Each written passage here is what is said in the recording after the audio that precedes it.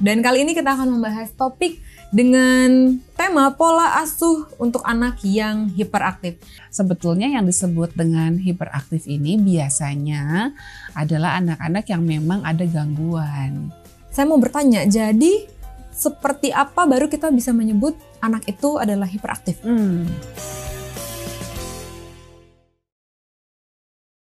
Shalom pemirsa Hope Channel dimanapun Anda berada, bertemu kembali dalam program Love Your Child, satu program yang mengajak kita untuk mendidik dan mengasihi anak-anak untuk menjadikan generasi yang lebih baik. Dan kali ini kita akan membahas topik dengan tema pola asuh untuk anak yang hiperaktif. Dan tentu saja kita akan membahasnya bersama narasumber kita, Ibu Helena Valentina, yang merupakan psikolog dan juga praktisi pendidikan. Shalom Ibu Helena. Shalom. Gimana kabarnya Bu hari ini? Luar biasa. Luar biasa. Selalu ada yang baru. Betul, selalu ada yang baru setiap hari.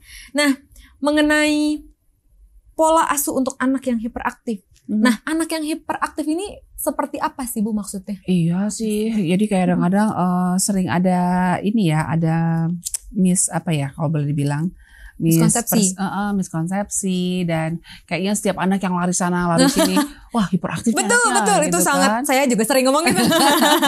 Terus kalau misalnya di tempat ibadah barangkali ya, wah anaknya gelantungan nih di horden gereja, ini benar-benar anak hiperaktif nih. Ada yang mesti diberesin sama anak ini kan gitu kan. Jadi akhirnya orang tuh lebih menghargai anak yang duduk manis, diem gitu kan. Padahal kalau untuk anak-anak usia, ya anak-anak yang sedang berkembang itu ya, anak-anak usia SD ke bawah gitu kan, terus sedang dalam perkembangan pesat dalam fisiknya gitu ya. Maka kalau anak-anak seusia, anak preschool kayak gini, duduk diam, tenang. Ini malah yang kita perlu khawatir. Iya, ada apa dengan dia? Jangan-jangan dia sedang sakit, atau jangan-jangan dia sedang ketakutan, atau ada sesuatu yang membuat dia merasa tidak nyaman, atau cemas, atau apa ya? Ini justru sesuatu yang kita perlu pikirkan gitu. Justru kita jangan bangga deh kalau kita mungkin mengajar pada anak-anak usia TK, tapi kok anaknya diam aja. Ada yang kayak begitu loh, serius. Ada yang diam aja. Setelah ditelusuri, ternyata dia memang ada trauma-trauma karena pernah ada kejadian yang luar biasa di rumahnya, sehingga dia ketemu sama orang baru tuh sangat canggung gitu. Iya kan? Iya, betul. Tapi kalau orang yang orang yang mungkin belum terbiasa bergaul dengan anak-anak usia balita seperti ini, anak-anak prasekolah seperti ini, justru akan seneng banget sama anak yang diem, tidak ada nggak susah diatur kan? Iya kan? Nah seperti itu. Jadi sebetulnya yang disebut dengan hiperaktif ini biasanya adalah anak-anak yang memang ada gangguan. Ya, gangguan itu bukan karena apa-apa. Tapi kalau aktif dan sangat aktif, sepanjang dia masih bisa memperhatikan, masih bisa lelah, masih bisa kehabisan tenaga, saya pikir itu normal aktif ya, bukan hiperaktif. Ya sangat aktif barangkali sangat aktif nih, sangat aktif dalam arti ya mungkin anak-anak yang lain capeknya setelah 1 jam, ini udah 3 jam baru capek gitu kan. Tapi ada juga yang nggak capek-capek loh. Ya kan. Nah ini boleh kita perlu untuk memperhatikan lebih dalam ya. Artinya tentu saja penanganannya berbeda dengan anak-anak yang aktif dan sangat aktif ini. Gitu. Anak aktif, sangat aktif itu sangat normal dan sehat, kita bersyukur lah untuk mendapatkannya. Kita mendapatkan semua anak tuh bersyukur ya. Tapi kalau dia aktif, sangat aktif, berarti dia sehat, kakinya kuat, gitu kan. Mungkin gizinya cukup di rumah. Dan mungkin dibahagia di situ. Nah ini Pak Pendeta senyum, ya kan guruku. Wah banyak orang. Iya banyak orang, semua baik-baik ya. Jadi dia akhirnya kesana kesini, seperti itu. Semua welcome sama dia, ya kan? Iya. Justru kita perlu arahkan mereka agar tenaganya itu bisa disalurkan ke kegiatan-kegiatan yang tidak merusak gitu kan, tidak membuat kegaduhan yang tidak perlu, dan dia belajar untuk bisa menempatkan dirinya untuk menyalurkan energinya yang begitu besar itu pada kegiatan yang berguna buat dia. Iya, artinya kalau misalnya kita melihat contoh di gereja paling gampang, anak-anak yang berlari-larian di jam ibadah, apa artinya kita tidak perlu marah ya? Bukan perlu marah sih, tapi perlu diarahkan. Hanya perlu diarahkan. Perlu diarahkan. Okay. Boleh jadi tadi tuh guru sekolah sahabatnya cuma cerita doang. Harusnya di situ tenaganya dihabiskan. Iya dong. Ya, nyanyi kayak misalnya gini. Energizer. Iya kan energizer banyak, habis nanti energinya itu, ya kan? Iya, Ya kan misalnya nyanyi lagu apa ya? Lagu When I grow up, I will someday, kan gitu kan? Iya. I say L, oh coba aja keringetan gitu. Iya. Jangan-jangan udah ganti baju, baru masuk pas jam khotbah, udah tenang anaknya. Iya. Capek, Bo, gitu kan? Iya, betul. Sampai tadi sudah disiksa dalam tanda kutip oleh gurunya. Nah ini gurunya mungkin, aduh capek banget ya, mendingan kita cerita aja deh ya. Oke, lihat ya di layar ya. Dan mereka bosan di situ mungkin. Ya kan? Aduh kapan lagi bisa keluar ya? Begitu keluar lari sana, lari sini. Betul. Kenapa kita nggak main games pada saat di kelas sekolah sahabat? Main games ada di situ. Artinya. Ya kan, main games apa kayak gitu yang ada hubungannya dengan cerita Alkitab atau pesan moral yang kita akan berikan gitu kan? Betul. Iya. Jadi betul-betul makanan yang dibawa dari sarapan itu bisa tersalurkan. Iya, betul. Ya kan? Iya, sehingga pada saat di dalam ruangan gereja itu tidak perlu lari atau di ruangan ibadah yang lain ya, yang beragama lain ya, tidak perlu harus kita tegang urat saraf nih karena melihat anak-anak yang berlarian gitu. Betul. Jadi bukan berarti, jadi kita meluruskan miskonsepsi ini ya. Anak-anak yang berlari-larian itu bukanlah anak yang disebut anak yang hiperaktif. Belum tentu anak yang hiperaktif. Yeah. Baik, pemirsa, kita akan membahas tentang apa hiperaktif itu di segmen selanjutnya. Jangan kemana-mana, tetap bersama dengan kami.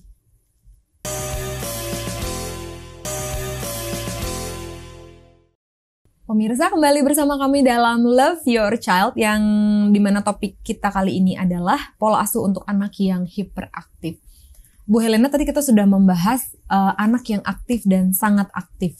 Nah, saat ini saya mau bertanya, jadi seperti apa baru kita bisa menyebut anak itu adalah hiperaktif? Iya.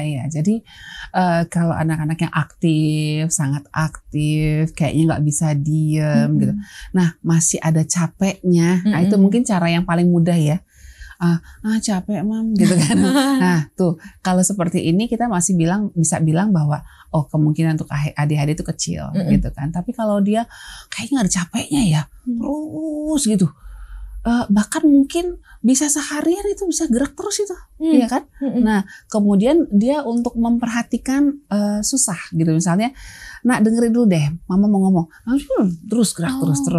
Nah jadi kalau dia masih bisa kita ajak ngomong, masih bisa kita ajak untuk memperhatikan, paling tidak mungkin kalau anak-anak di usia TK itu bisa lah dengerin cerita itu selama 15 menit. Nah ya kan, ada sesuatu yang bisa menarik sama dia, lalu dia bisa memperhatikan. Nah itu mungkin dia masih bisa dibilang bahwa dia masih anak-anak yang ya pada umumnya gitu.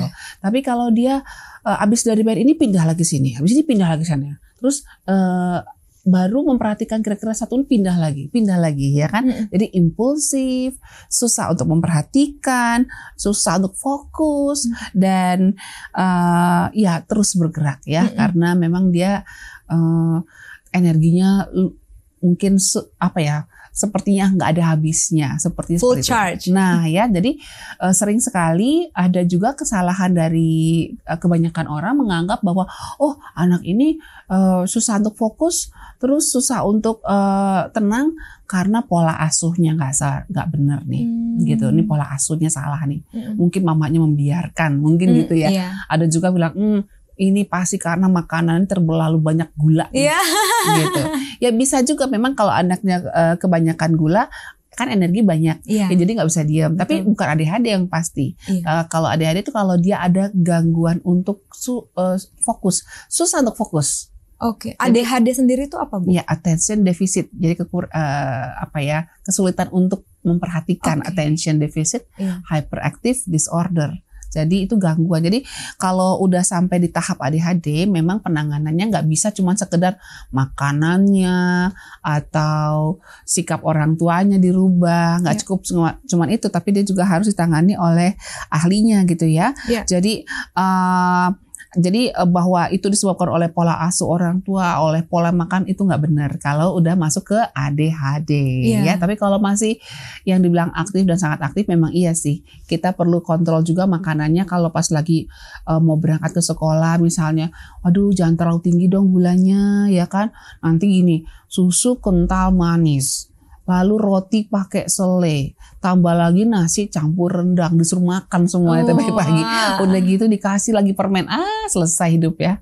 Udah sampai di sekolah nggak tahu deh, mungkin lompat-lompatnya udah sampai ke seluruh penjuru ya. Iya. Karena begitu banyaknya energi mau kemana ini, akhirnya gangguin temennya lah, jalan sana jalan juga sini gitu ya. Tapi kalau dia masih bisa lelah, masih bisa memperhatikan, nah itu saya pikir tinggal dirubah pola makannya gitu kan. Tapi kalau udah sampai di ADHD, ya memang dia perlu ada penanganan khusus karena memang itu disebabkan oleh disfungsi. Ada yang tidak berfungsi dengan baik dari sirkuit saraf di otak karena pengaruh oleh ini hormon dopamin ya. Karena itu hormon dopamin itu kan neurotransmitter pencetus gerakan dan sebagai kontrol aktivitas dirinya. Jadi kalau itu tidak berfungsi dengan baik dopamin, sirkuit saraf yang dipengaruhi oleh dopamin ini, maka ya kontrol dirinya kurang memang. Lalu apakah ini kan ini adalah suatu kelainan ADHD, disorder ya tadi ya? Iya, gangguan ya. Jadi, apa ini gangguan mental maksudnya? Iya, ini kondisi boleh saya bilang itu ya gangguan pada syarafnya, ya gangguan syarafnya. Jadi dia nggak bisa dibilang bahwa anak ini udah pasti nggak bakalan bisa diperbaiki, enggak sih ya. Bisa juga dia bisa di terapi, melalui terapi yang baik, maka dia akan bisa berkurang. Tapi ada juga yang sampai gede dewasa. Itu kan gangguan mental yang bisa ditangani sebenarnya seperti itu. Gangguan mental ini berarti maksudnya dia kan ini masih kecil nih, kita membicarakan anak. Apakah jadi sejak dia lahir dia sudah membawa gen ADHD? Yes. Dia sifatnya genetik. Genetik. Artinya orang tuanya memiliki? Ya bisa jadi ada mungkin pada saat proses kehamilannya itu ya ada sesuatu yang terjadi, ada mungkin ada zat kimia yang mungkin harusnya nggak dikonsumsi tapi dikonsumsi ya.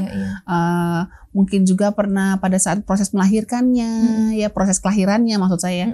Nah itu ada banyak faktor sih, tapi yang pastinya belum ada yang bisa pastikan. Itu masih kemungkinan. Apakah untuk menemukan bahwa anak ini memiliki ADHD atau tidak itu harus ada pemeriksaan, asesmen. Ya, jadi tidak boleh langsung main tunjuk ya. Benar. Ini ADHD. Jadi jangan sembarangan bilang hiperaktif. Udah didiagnosa dengan benar belum? Kalau belum di asesmen, kita nggak bisa tegakkan diagnosa bahwa dia adalah ADHD. Jangan ya, nggak bisa karena tadi yang paling gampang untuk dibedakan adalah ketika dia masih bisa lelah, masih bisa memperhatikan, masih bisa fokus pada satu kegiatan secara konsisten selama paling tidak kalau untuk anak usia 6 tahun ke bawah tuh ya 10-15 menit masih bisa gitu. Tapi kalau nggak bisa pindah sini, baru beberapa detik pindah lagi. Nah ini kita perlu waspada dan mungkin kita bisa bawa ke ahlinya ya, ke psikolog atau ke psikiater atau ke dokter tumbuh kembang anak ya, yang menangani anak-anak sudah terlatih dengan penanganan anak-anak seperti ini gitu ya, gangguan tumbuh kembang anak. Iya, baik Bu. Terima kasih. Kita akan membahas tentang bagaimana cara untuk mengasuh kalau memang sudah ada ini. Kalau betul. Jadi artinya ketika kita sudah betul-betul tahu, kita sudah membawa kepada ahlinya, kita sudah tahu bahwa anak kita didiagnosa ADHD, maka seperti apa sih cara kita sebagai orang tua untuk menerapkan pola asuh kepada anak kita itu? Kita akan membahas di segmen selanjutnya. Pemirsa, tetaplah bersama kami.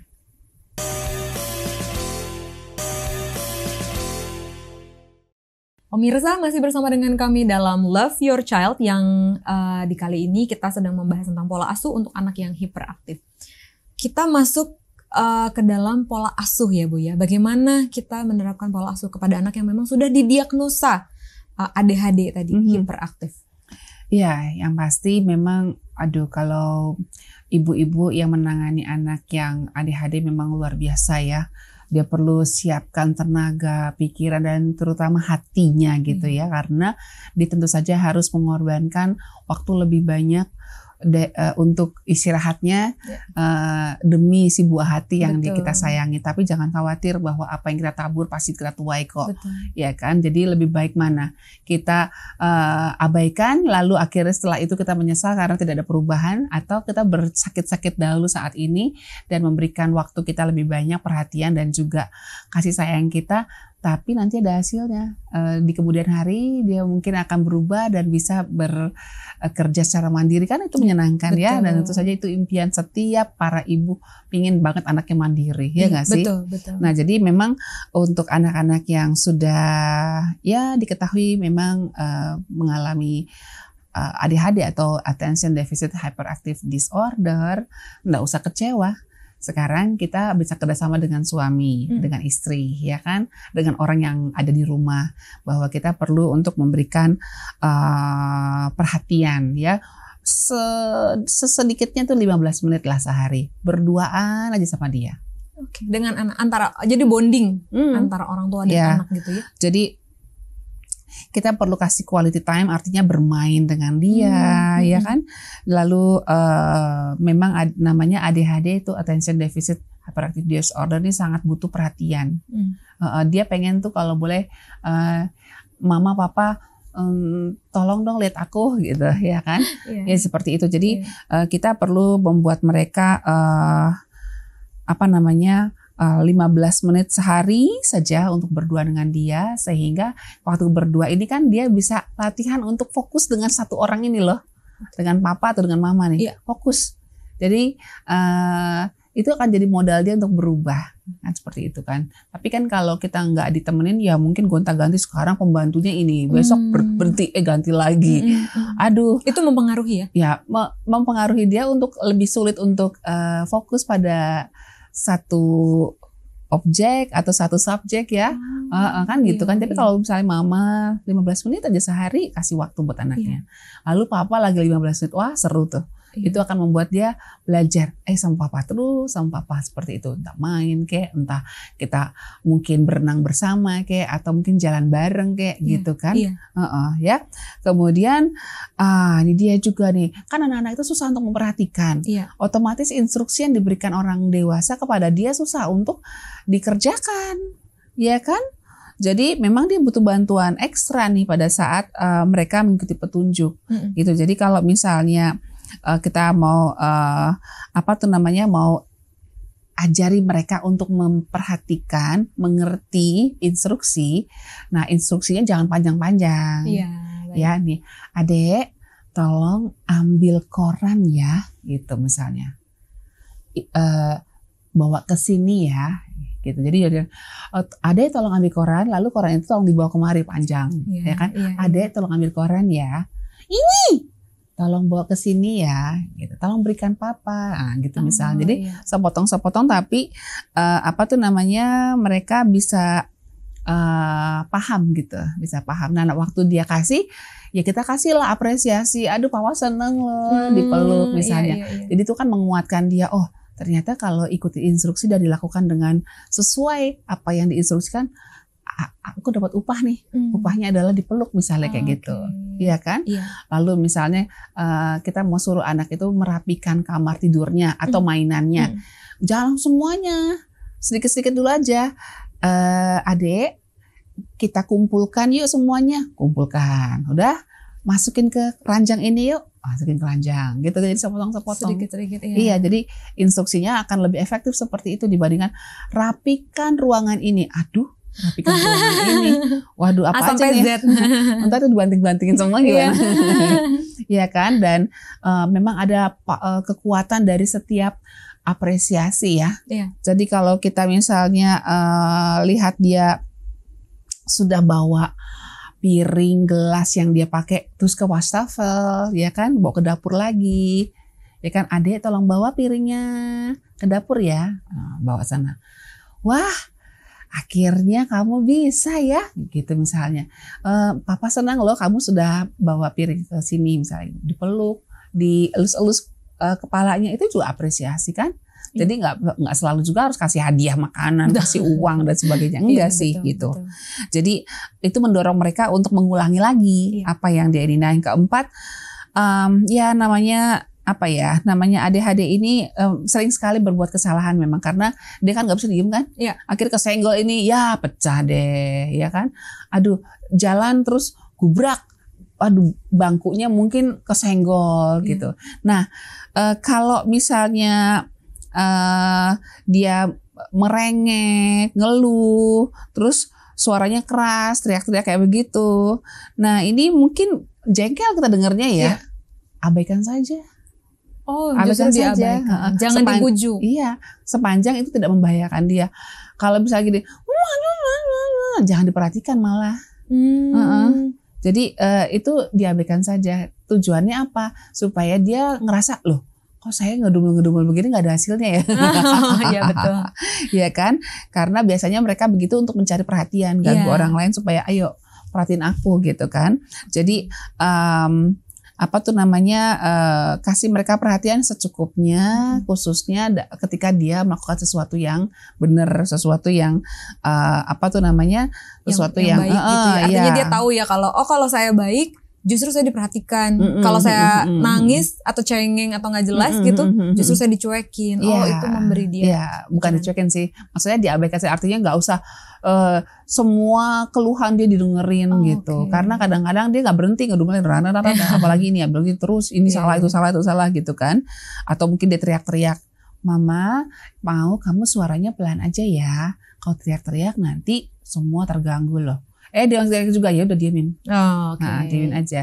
Nanti dia akan rasa kehilangan. Lah, tadi aku taruh piring ke dapur, dipeluk, disayang. Kok sekarang nggak diperhatikan? Terus, mama. Suaranya yang pelan, jangan teriak-teriak. Udah gitu aja. Jadi kalau kita jangan ikut marah, nanti malah nggak selesai. Marah malah, marah itu perhatian kan? Waktu mamanya marah, wah ini aku harapkan dapat perhatian, ya kan? Akhirnya malah makin kencang gitu, ya. Nah yang kelima adalah natural consequence. Artinya ya kalau dia misalnya udah kita bilangin ya, nak, tolong jalannya hati-hati. Ini becek nanti kepleset. Malah lompat sana lompat sini, kepleset kan? Ya udah nggak usah panik. Tadi kan kamu jalannya sudah bener belum? Tadi kamu lompat-lompat, kan licin, ya kan? Kita sudah sepakat kan jalannya pelan-pelan. Harus ekstra sabar ya. Iya gitu. Dengan semua tingkah lakunya. Jadi jangan sampai nanti kita gini, aduh kamu jatuh ya, aduh kenapa, aduh ya ampun. Terus kita memperhatikan berlebihan gitu. Baik. Iya kan? Jadi itu juga tidak boleh. Jadi ya kalau dia akhirnya nggak, misalnya makan nggak rapi, ya berarti dia harus bersihkan. Ya kan berantakan nih makan nggak rapi kan. Mau mundar-mandir akhirnya berantakan kan. Nah, kalau berantakan seperti ini kamu harus bersihkan gitu misalnya. Atau ketika misalnya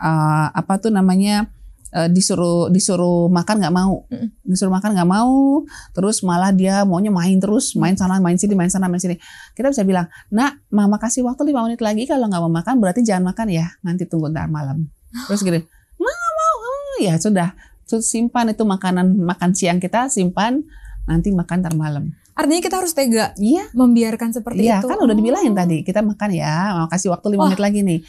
Masih juga main sana. Ya sudah, resikonya adalah, "Ma, aku sekarang lapar." Nanti ya, tunggu jam 6 ya. Jam makan kita jam 6 ya. Harus kokoh ya, harus teguh hati gitu. Nah waktu dia kelaparan kan dia jadi mikir, tuh kan gara-gara aku tadi nggak mau dengar mama, akhirnya aku jadi lapar kan. Nah ya sudah. Kebanyakan orang tua mungkin agak berat di bagian itu ya Bu ya, untuk tega menerapkan. Takut sakit mah gitu, ya kan. Takut nanti anaknya sakit tuh saya disalahin sebagai ibu gitu. Tapi memang harus konsekuen. Jadi kalau misalnya, "Ma, aku lapar ya, udah minum dulu lah. Aku mau makan nanti jam 6. Jadwal kita jam 6 misalnya gitu kan. Jadi rasa lapar itu akan membentuk dia untuk belajar sesuatu tentang pengendalian diri. Ya, yang keenam adalah gunakan sistem penghargaan. Jadi sistem penghargaan itu bisa juga tadi kan pelukan ya, tapi bisa juga dengan token. Artinya misalnya ketika dia bisa untuk duduk tenang mengerjakan tugas dari sekolah, misalnya dari preschoolnya misalnya suruh nempel-nempel, duduk tenang, kamu selesaikan ini mama kasih stiker gitu. Nanti kalau udah dapat 5 stiker kita jalan-jalan ya, misalnya gitu. Kalau dapat 5 stiker kita main game bareng ya, misalnya kayak gitu kan. Jadi dia terpicu untuk biasa menahan diri untuk mendapatkan sesuatu. Baik. Jadi untuk mendapatkan kesenangan dia harus perjuangkan seperti itu. Nah itu sebenarnya sederhana ya, tapi orang tua perlu memang untuk sedikit tega gitu. Betul, iya itu yang sangat sulit menurut saya juga. Mungkin saya sebagai tante gitu ya kepada keponakan tidak tega menerapkan hal-hal yang sedemikian keras. Tapi kalau mau berubah kita perlu. Iya. Sama seperti kita mau melatih anak bisa menari kan kita harus tega untuk membuat dia latihan paling tidak 10 menit sehari, nggak boleh berhenti gitu kan. Mau bisa anaknya mau bisa main piano nih. Ya udah kita dorong dia untuk latihan tiap hari 10 menit. Ma aku capek ya. Istirahat dulu nanti kita latihan. Ya gitu kan. Kita turutin ngomongin dia bahwa dia capek, tidur dulu ya istirahat. Tapi setelah tidur latihan tetap gitu. Demi dia juga. Jadi kalau anak-anak yang ADHD juga seperti itu. Ya kalau dia nggak bisa mengendalikan dirinya untuk berhenti untuk istirahat makan, ya sudah berarti dia istirahat makannya ditunda nanti ke jam berikutnya. Baik. Wah luar biasa sekali suatu pembelajaran yang sangat baru untuk saya, bagaimana kita harus lebih tega demi sesuatu yang akan kita tuai lebih bukan baik tega sih, lagi. Konsisten Betul, konsisten. Tapi kita ya tetap tega. Konsisten. Semoga para pemirsa di rumah juga bisa konsisten dalam mengasuh ya anak-anak kita mungkin dalam situasi apapun, tidak hanya tentang hyperaktif tadi ya Bu ya. Baik, terima kasih banyak Ibu Helena sudah memberikan pemaparan yang luar biasa. Dan pemirsa, kita tidak terasa sudah harus menyelesaikan episode kali ini. Tapi jangan khawatir, kita akan kembali lagi di episode-episode selanjutnya dan membahas tentunya hal-hal yang menarik lainnya. Sampai jumpa.